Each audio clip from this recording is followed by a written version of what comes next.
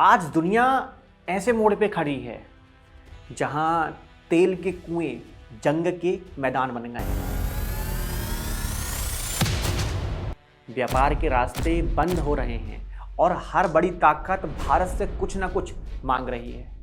Iran पर America और Israel के हमले, हॉर्मूज जलडमरू मध्य पर खतरे की घड़ियां और रूस का तेल बनाम अमेरिका का दबाव और चीन की चुप्पी में छिपी चाल, ये सब मिलकर भारत के सामने एक ऐसी पहेली बना रहे हैं जिसे सुलझाना भारत के लिए बिल्कुल आसान नहीं है।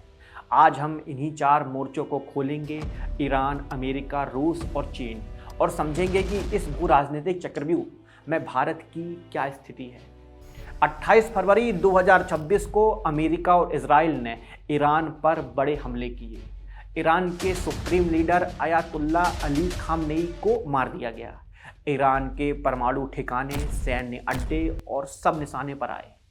इसके बाद एक ऐसा भूकंप आया जिसकी लहरें भारत तक पहुंची। स्ट्रेट ऑफ हार्मोज, दुनिया की सबसे व्यस्त तेल नहर, अचानक युद्ध क्षेत्र के करीब आ गई। भारत के लिए सिर्फ खबर नहीं थी, ये एक आर्थिक आपातकाल की दस्तक थी। भारत अपनी ज़रूरतों का लगभग 85% कच्चा तेल आयात करता है और इस आयात का बड़ा हिस्सा हार्मूज से होकर आता है। जब इस नाके पर तनाव बढ़ा तो ब्रेंट क्रूड $82 प्रति बैरल तक उछल गया। कुछ विशेषज्ञों ने तो $100 तक ऊपर जाने की चेतावनी दी। इसका सीधा मतलब है कि पेट्रोल डीजल महंगा होगा, महंगाई बढ़ेगी, रुपया कमज़ोर होगा और सरकारी सब्सिडी का बोझ बढ़ेगा।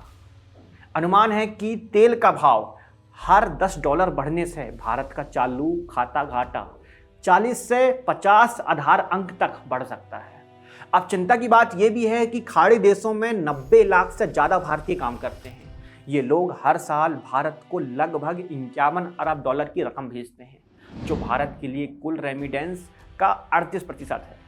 अगर युद्ध लंबा खिंचा तो निर्माण सेवा क्षेत्र में काम करने वाले इन भारतीयों की आजीविका खतरे में पड़ सकती है। और सबसे दर्दनाक पहलू है चाबहार बंदरगाह। ईरान में बना ये बंदरगाह भारत की मध्य एशिया तक पहुंच की चाबी है। अब जब ईरान युद्ध में घिरा है तो इस परियोजना का भविष्य अनिश्चित हो सकता है। पाकिस्तान, जिसकी ईरान से लंबी सीमा है, अमेरिका की नज़रों में अचानक ज़्यादा अहम हो सकता है, जो कि भारत के लिए एक रणनीतिक नुकसान होगा। 2 फरवरी 2026 को भारत और अमेरिका ने एक अंतरिम व्यापार समझौते की घोषणा की। ट्रंप प्रशासन ने भारत पर लगा 25% का अतिरिक्त शुल्क हटा दिया, जो रूसी तेल खरीदने पर लगाया गया था। जवाब में अमेरिका ने दावा किया कि भारत ने रूसी तेल न खरीदने की प्रतिबद्धता जताई है। लेकिन भारत का सरकारी रुख क्या था? विदेश मंत्रालय ने साफ कहा कि हम किसी की अनुमति से तेल नहीं खरीदते। 140 करोड़ भारतीयों की ऊर्जा सुरक्षा हमारी सर्वोच्च प्राथमिकता है। अमेरिका चाहता है कि भारत अगले 5 साल में उससे $500 अरब के उत्पाद खरीदे, ऊर्जा, रक्षा, तकनीक मिलाकर। अभी भारत अमेरिका से सालाना $40 अरब से थोड़ा अधिक के उत्पाद खरीदता है। ये लक्ष्य महत्वाकांक्षी हैं, लेकिन भारतीय नीति निर्माताओं का कहना है कि ये बाध्यकारी नहीं है। सीनेटर ग्राहम का शैक्षणिक रसिया एक्ट, जिसे ट्रंप का भी समर्थन प्राप्त बताया गया, भारत और चीन जैसे देशों पर 500% का शुल्क लगाने का अधिकार देता है अगर वे रूसी ऊर्जा क्षेत्र के साथ व्यापार करते हैं। मतलब ये तलवार अभी भी भारत के सिर पर लटकी है। मध्य पूर्व में युद्ध के चलते जब ऊर्जा बाजार हिल गया तो अमेरिका ने भारत को 30 दिन की छूट दी है कि वह समुद्र में फंसे रूसी तेल के टैंकर खरीद सकता है। लेकिन अमेरिकी ट्रेजरी सेक्रेटरी स्कॉट बेसेट ने साफ कहा कि यह स्थायी राहत नहीं है। जब संकट टल जाएगा तो भारत को अमेरिका से तेल खरीदना होगा।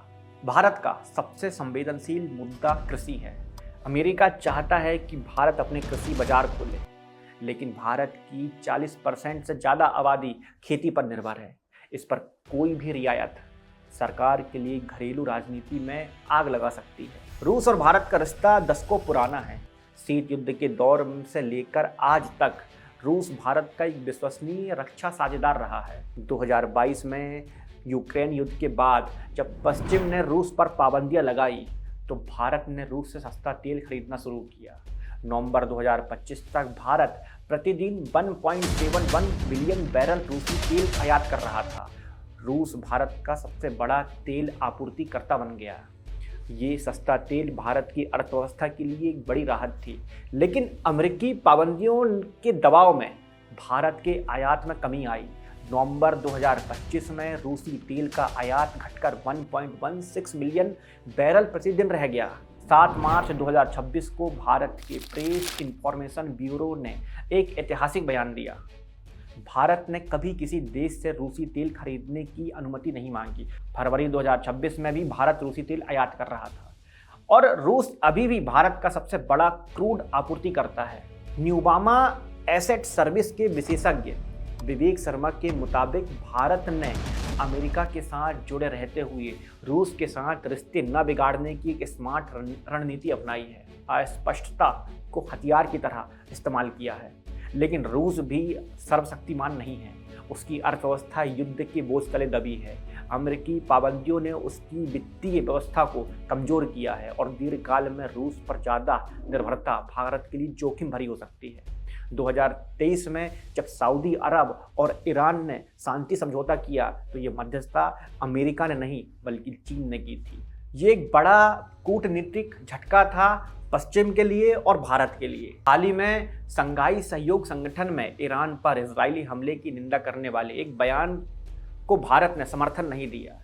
ये एक स्पष्ट संकेत था कि भारत चीन, रूस, ईरान के अनौपचारिक गठबंधन से अपनी दूरी बनाए रखना चाहता है। तो आखिर में सवाल ये है कि इस चतुर्भुज दबाव में भारत करे तो क्या? लेकिन अब हर बड़ी शक्ति भारत से साइड चुनने की मांग कर रही है। अमेरिका रूसी तेल छोड़ने को कह रहा है, रूस उम्मीद कर रहा है कि भारत साथ रहेगा और चीन देख रहा है कि भारत कहाँ जाता है। दुनिया के इतिहास में ऐसे दौर आते हैं जब किसी देश की असली परीक्षा होती है। 2026 का यह साल भारत के लिए वैसा ही दौर है। ना सिर्फ ये कि भारत क्या चुनता है, बल्कि ये भी कि भारत किस तरह चुनता है। भारत ना तो ईरान का दर्द भूल सकता है और ना अमेरिका की ताकत भूल सकता है और ना ही रूस की दोस्ती छोड़ सकता है और ना ही चीन से आंखें बंद कर सकता है। तो सवाल बड़ा मुश्किल है कि इस समय भारत अपना स्टैंड कैसे लेगा।